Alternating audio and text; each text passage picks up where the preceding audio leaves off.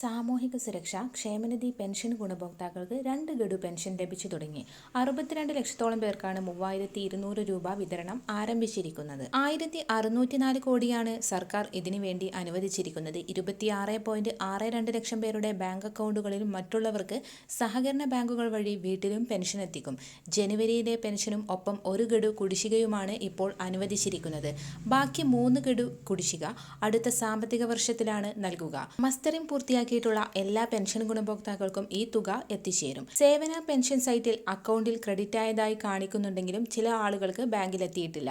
ഇത്തരത്തിലുള്ള ആളുകൾക്കും വൈകാതെ തന്നെ തുക അക്കൗണ്ടുകളിൽ ക്രെഡിറ്റ് ആവും. ഇതോടൊപ്പം തന്നെ കേന്ദ്ര സർക്കാർ ജീവനക്കാരുടെ പെൻഷൻ 186% വർദ്ധിപ്പിക്കുമെന്ന് റിപ്പോർട്ട്. 8ാം വേതന കമ്മീഷൻ ശമ്പളം, പെൻഷൻ, അലവൻസുകൾ എന്നിവയിൽ മാറ്റം വരുത്താൻ ഉദ്ദേശിക്കുന്നതിനിടെയാണ് ഇത് സംബന്ധിച്ച റിപ്പോർട്ടുകൾ പുറത്തുവരുന്നത്. നിലവിൽ 9,000 രൂപയാണ് കേന്ദ്ര സർക്കാർ ജീവനക്കാരുടെ പ്രതിമാസ അടിസ്ഥാന പെൻഷൻ.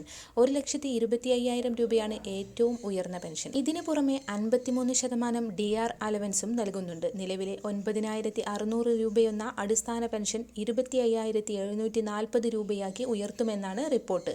186% വർധനയാണ് പ്രതീക്ഷിക്കുന്നത്. ഇതിനൊപ്പം തന്നെ ഗ്രാറ്റുവിറ്റിയും കുടുംബ പെൻഷനും വർദ്ധിപ്പിക്കുമെന്നാണ് പ്രതീക്ഷിക്കുന്നത്. കേന്ദ്ര സർക്കാർ ജീവനക്കാരുടെ ശമ്പളം പരിഷ്കരിക്കുന്നതിനുള്ള 8ാം ശമ്പള കമ്മീഷൻ രൂപവൽക്കരണത്തിന് കേന്ദ്ര മന്ത്രിസഭ കഴിഞ്ഞ ആഴ്ച അംഗീകാരം നൽകിയിരുന്നു. കേന്ദ്ര ബജറ്റിന് ദിവസങ്ങൾക്ക് മുൻപാണ് 8ാം ശമ്പള കമ്മീഷൻ രൂപവൽക്കരണം കേന്ദ്ര മന്ത്രിസഭ അംഗീകരിച്ചത്.